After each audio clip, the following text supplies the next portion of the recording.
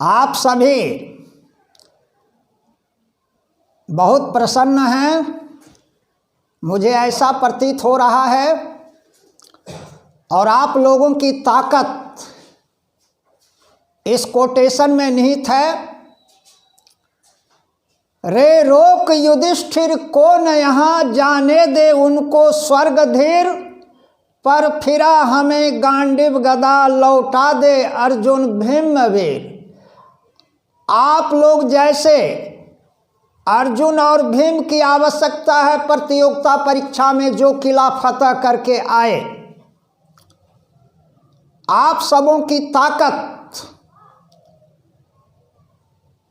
इतनी बड़ी ताकत है कि यदि मन से आप सभी तैयारी करेंगे तो रिजल्ट नहीं होने का कोई सवाल ही पैदा नहीं होता है।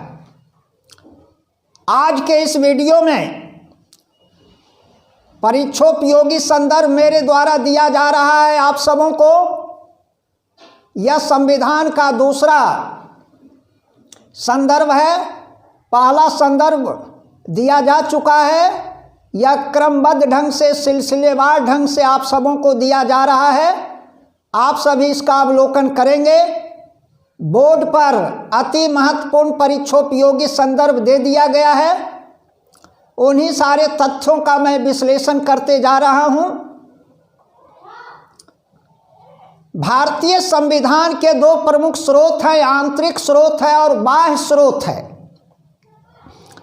आंतरिक स्रोत में 1928 का नेहरू रिपोर्ट और 1935 का अधिनियम आता है। बाह्य स्रोत में कुछ देशों से कुछ मुख्य बातें ली गई है हमारे संविधान में, जैसे एकल नागरिकता, विधि प्रक्रिया, संसदीय शासन व्यवस्था। यह ब्रिटेन से ये सारी बातें ली गई है। मौलिक अधिकार, स्वतंत्र न्यायपालिका, संघवाद, राष्ट्रपति पर महाभियोग, उपराष्ट्रपति का पद, न्यायिक पुनर्विलोकन, वित्तीय आपात, ये सभी संयुक्त राज्य अमेरिका से लिया गया है। प्रस्तावना की भाषा और समवर्ती सूची ऑस्ट्रेलिया से ली गई है। संविधान संशोधन की प्रक्रिया दक्षिण अफ्रीका से ली गई है। गणतंत्र फ्रांस से लिया गया है। मौलिक कर्तव्य रूस से लिया गया है। राज्य के नीति निर्देशक तत्व आयरलैंड से लिया गया है। राष्ट्रपति के संकटकालीन अधिकार आपात उपबंध जर्मनी से लिया गया है। विधि द्वारा स्थापित प्रक्रिया जापान से ली गई है। इन सबों से परीक्षा में प्रायः पूछा जाता है, तो आज का टॉपिक भी अति महत्वपूर्ण है। किसी टॉपिक को नज़रअंदाज नहीं करना है। सभी टॉपिक का सिलसिलेवार ढंग से अवलोकन करेंगे तो अच्छी तैयारी होगी, अच्छी पकड़ होगी और परीक्षा में जो प्रश्न पूछे जाएंगे उसका आप सभी भली भांति समाधान करेंगे। तो बाह्य स्रोत के बारे में ये जानकारी दी गई और आगे बताऊं मैं। संविधान का तीसरा वाचन समाप्त हुआ था 26 नवंबर 1949 को और 26 नवंबर 1949 को ही डॉक्टर राजेंद्र प्रसाद का संविधान के प्रारूप पर हस्ताक्षर हुआ था और 26 नवंबर 1949 को ही संविधान का 15 अनुच्छेद तत्काल प्रभाव से लागू कर दिया गया था, जो नागरिकता, निर्वाचन और अंतरिम संसद से संबंधित अनुच्छेद थे।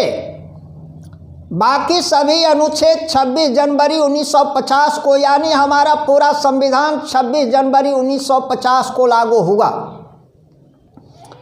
संविधान सभा में महिला सदस्यों की संख्या 15 थी। संविधान सभा में अनुसूचित जनजाति सदस्यों की संख्या 33 थी।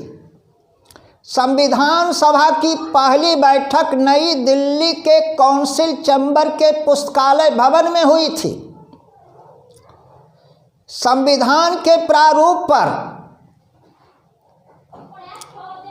बहस करने के लिए और अंतिम रूप देने के लिए कुल 114 बैठकें हुई थी। हम सभी अपने संविधान का अवलोकन कर रहे हैं परीक्षा के दृष्टिकोण से। हमारे संविधान पर सबसे ज़्यादा प्रभाव 1935 के अधिनियम का है, क्योंकि 395 अनुच्छेदों में से लगभग 250 अनुच्छेद 1935 से ही संबंधित हैं। 1935 की बातों को ही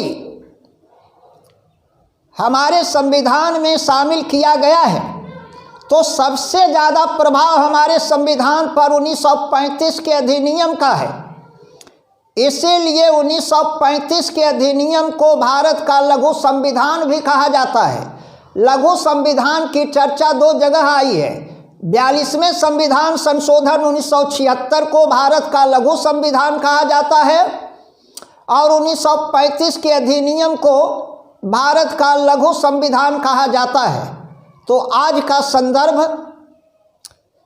यही है परीक्षा के दृष्टिकोण से। फिर आगे हम सभी चरणबद्ध ढंग से मैटर को देखेंगे।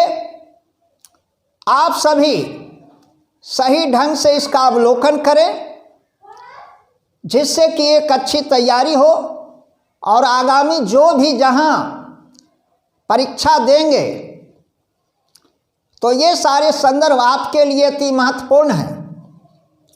इसीलिए आज मैं अपनी वाणी को यहीं विराम देता हूं। फिर आप सबों से हम आगे मिलेंगे। जय हिंद, जय भारत।